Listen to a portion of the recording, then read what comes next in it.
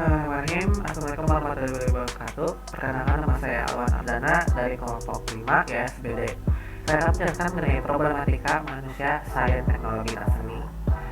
Masalah dalam manusia, sains, teknologi, dan seni bisa dibilang sangat banyak, tapi salah satunya adalah penggunaan yang melenceng seperti pembajakan dan pencurian karya seorang secara sepihak, seperti yang akan saya jelaskan di bawah ini.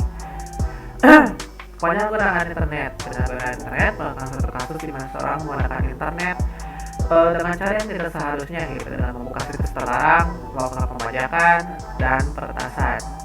Penyalahgunaan internet merupakan hal yang lumrah di masa sekarang karena mudahnya akses internet yang membuat banyak orang dapat menggunakannya dengan cara yang tidak senonoh. Penggunaan situs terlarang merupakan hal yang paling lumrah terjadi di internet, karena hal yang paling mudah dilakukan seperti yang marak terjadi hari ini, yaitu dengan banyaknya pengakses situs porno yang merupakan rata-rata remaja di bawah umur. Hanya untuk mengakses kita hanya perlu memakai virtual private network. Kasus ini dapat terjadi karena buruknya pendidikan moral terhadap para remaja dan kurangnya kesadaran orang tua dalam mendidik anaknya, yang dapat berdampak seorang jadi candu dan adiktif pada film porno atau film, bisa dibilang film biru. Yang kedua adalah pembajakan, yang merupakan suatu kegiatan merampas hak atau karya orang lain. Salah satunya yaitu pembajakan hak cipta, yang berarti pemalsuan barang, merek, dan sebagainya. Salah satu contoh yang marak adalah pembajakan software, yaitu satu pembajakan di mana seorang melakukan hacking kepada sebuah software dan menjualnya dengan cara yang ilegal. Penyebab dari hal ini karena banyaknya orang tidak tahu software tersebut merupakan software yang dijual secara legal dan membelinya tanpa sepengetahuan hal tersebut. Dampak yang ditimbulkan dari hal tersebut adalah meruginya para developer karena hasil karya mereka dipakai oleh orang banyak tanpa memberikan feedback kepada developer. Yang terakhir adalah peretasan. Seorang peretas dalam bahasa Inggris, yaitu hacker, adalah ahli komputer yang terampil dan yang dapat menggunakan pengetahuan teknis mereka untuk mengatasi suatu masalah. Sementara seorang peretas dapat merujuk ke setiap programmer komputer yang terampil. Istilah ini telah menjadi suatu budaya populer dengan peretas keamanan. Seorang yang dengan pengetahuan teknisnya menggunakan bug atau exploit untuk membobol suatu sistem komputer. Jadi singkatnya, peretasan merupakan suatu pembobolan sistem pada sebuah program yang bertujuan untuk mengubah atau mencuri data. Dampak yang dapat terjadi adalah peretasan merugikan suatu pihak karena hilangnya data dari suatu program dan kemungkinan dapat menyebabkan suatu kekacauan dalam skala tertentu. Sekian dari saya, berikutnya akan dilanjutkan oleh teman saya. Assalamualaikum warahmatullahi wabarakatuh. Solusi sebagai mahasiswa ISBD mengadakan penyuluhan secara langsung kepada penjual tentang dampak dari penjualan produk secara ilegal hasil pembajakan secara langsung. Pada penyuluhan tersebut, kami akan menjelaskan tentang Undang-Undang Hukum Pidana mengenai Hak Cipta Nomor 28 Tahun 2014 yang berisi hak eksekutif pencipta yang timbul secara otomatis berdasarkan prinsip deklaratif setelah satu ciptaan diwujudkan dalam bentuk nyata tanpa mengurangi pembahasan sesuai dengan ketentuan peraturan perundang-undangan. Terima kasih. Assalamualaikum warahmatullahi wabarakatuh. Perkenalkan, nama saya Sri Deti Handihastuti. Saya akan menjelaskan mengenai solusi sebagai mahasiswa IT dari problematika manusia, sains, teknologi, dan seni. Sebagai mahasiswa IT, mempunyai solusi sebagai berikut. Memblokir situs pembajakan film, aplikasi, ataupun game dengan cara melaporkan situs tersebut kepada Kominfo. Hal ini diharapkan dapat mengurangi pembajakan yang sedang marak terjadi. Selain itu, membuat suatu website di mana orang-orang dapat melaporkan mengenai pembajakan yang terhubung langsung ke Kominfo. Assalamualaikum warahmatullahi wabarakatuh. Perkenalkan, nama saya Meti Harlini. Di sini saya akan menjelaskan salah satu problematika etika manusia dan lingkungan, yaitu mengenai pencemaran lingkungan. Dalam Undang-Undang Nomor 23 Tahun 1997 tentang pengelolaan lingkungan hidup menyatakan bahwa pencemaran lingkungan hidup adalah masuknya atau dimasukkannya makhluk hidup, zat, energi, dan atau komponen lain ke dalam lingkungan hidup oleh kegiatan manusia atau proses alam, sehingga kualitasnya turun sampai ke tingkat tertentu, yang menyebabkan lingkungan hidup tidak dapat berfungsi sesuai dengan peruntukannya.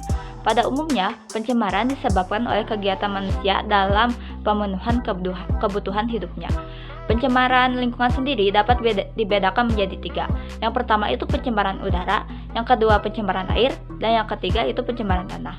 Untuk pencemaran udara terjadi karena masuknya polutan atau benda yang menyebabkan pencemaran ke dalam atmosfer.